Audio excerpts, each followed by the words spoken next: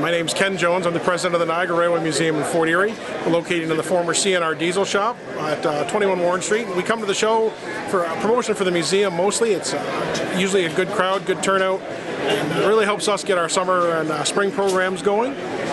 Always find a lot of good deals here, and definitely a lot of families and people that we see at the various shows, but they remember us from here and always come back and stop and say hi and pick up something from us. And just usually a really good time here. Say lots of deals, lots of bargains, and usually walk away with a lot more items and a lot less money in the pocket when we leave here. So always a good show.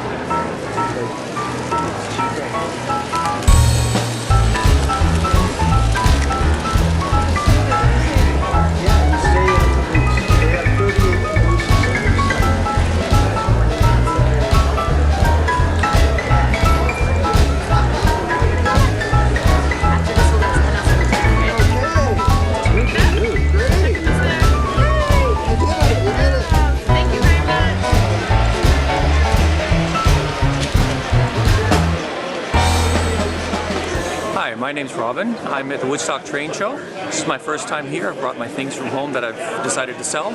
It's been fantastic. Lots of people coming out today. Ian's been great in terms of organizing things. It's been a very great experience. Looking forward to the next one.